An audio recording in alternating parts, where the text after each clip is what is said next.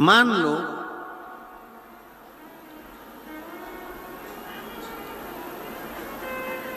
अगर 8 स्थान शरीर के अष्टवक्रेश्वर महादेव का वर्णन करते समय इस बात का स्मरण रहे, 8 स्थान शरीर के ऐसे हैं जहां का तकलीफ स्वयं अष्टवक्रेश्वर महादेव का 1 लोटा जल अपने नजदीक के शिवालय में चढ़ाकर भी अगर पी लोगे तो वो 8 जगह की तकलीफ अष्टवक्रेश्वर महादेव समाप्त करते जाते हैं। 8 स्थान। पहला नेत्र, ये भुकुटी के बीच का स्थान, भुकुटी के मध्य का स्थान।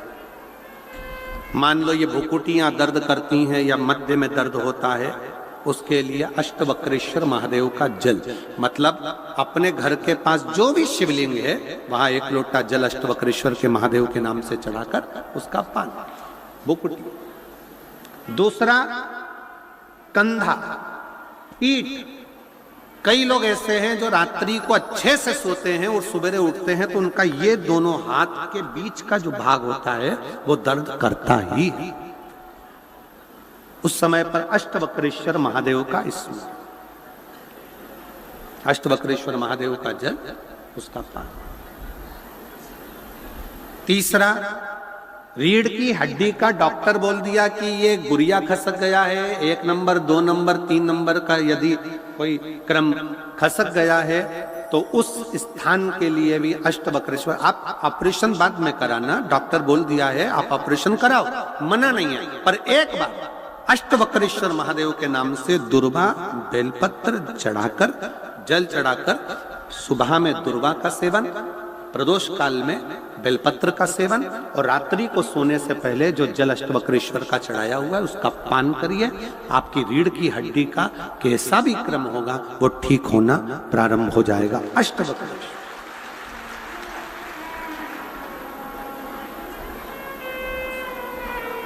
अष्टवक्रेश्वर। चौथा स्थान बताया, अगर चेस्ट में कोई तकलीफ आती है, चेस्ट में गांठ हो जाए या चेस्ट में कोई प्रॉब्लम खड़ी हो जाए तो उसके लिए भी अष्टवक्रेश्वर महादेव का स्मरण किया जाता है। 2 छोटे छोटे पात्र में जल लिया जाता है, दोनों पात्र का जल एक साथ शिव पर छोड़ा जाता है। चेस्ट के लिए दोनों पात्र का जल छोड़ा जाता है और उस जल का पान नंदी के पास बैठकर किया जाता है अष्टवक्रेश्वर नाम से।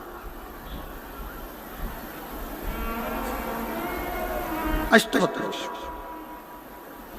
फिर क्रम आया, अगला जो वर्णन आया है, डॉक्टर बोले घुटना बदलना है, घुटने का गैप आ गया है, ग्रीस खत्म हो गया है, दर्द हो रहा है, उसके लिए भी अष्टवक्रेश्वर महादेव का स्मरण करें।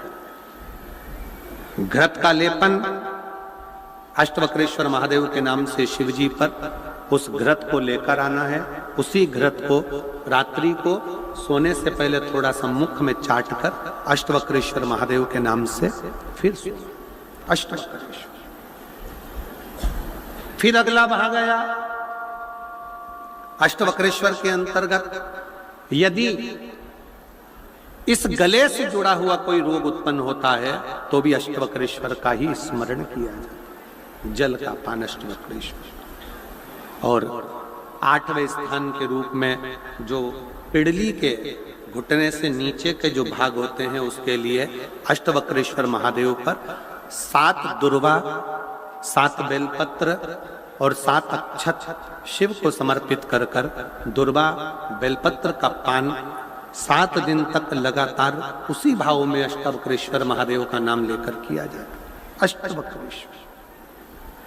कभी अगर मौका लगे, शिव की करुणा हो जाए, शंकर की दया हो जाए, आप लोग कभी बद्री विशाल जाएं दर्शन करने के लिए, ऋषिकेश हरिद्वार तक जाएं तो श्रीनगर गढ़वाल से सुंदर कोहला गांव से 10 किलोमीटर की दूरी पर 8 किलोमीटर दूर तक गाड़ी जाती है, 2 किलोमीटर दूर तक पैदल चलकर आप जहां पर बैठकर स्वयं अष्टावक्र जी ने भगवान शंकर के शिवलिंग की स्थापना कर आराधना करी, ऐसे पवित्र स्थान का दर्शन कर अपने जीवन को धन्य बना सकते हो।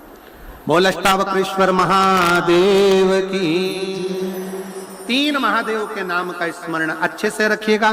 पहला कुंदकेश्वर, बड़े से बड़ा रोग हो जाए, दवाइयां डॉक्टर जो दे उसको खाओ, पर साथ में कुंदकेश्वर महादेव का नाम लीजिए, जांच भी कराइए, दवाई भी कराइए। दूसरे नंबर का श्रंभेश्वर महादेव।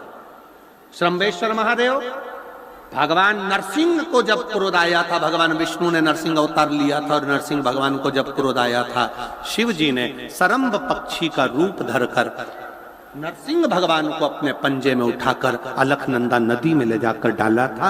इसलिए आज भी जब हम बद्रीनाथ जाते हैं, राइट में पुल पे से जाते समय जो ताप्ती कुंड है जिसमें से पानी गर्म निकलता है, उसके ठीक नीचे एक शिला का दर्शन करते हैं। वो शिला नरसिंह शिला कहलाती है और श्रंभेश्वर महादेव का स्मरण किया जाता है। श्रंभेश्वर महादेव क्रोध की संयमितता रखता है, चिड़चिड़ेपन को समाप्त करता है श्रंभेश्वर महादेव।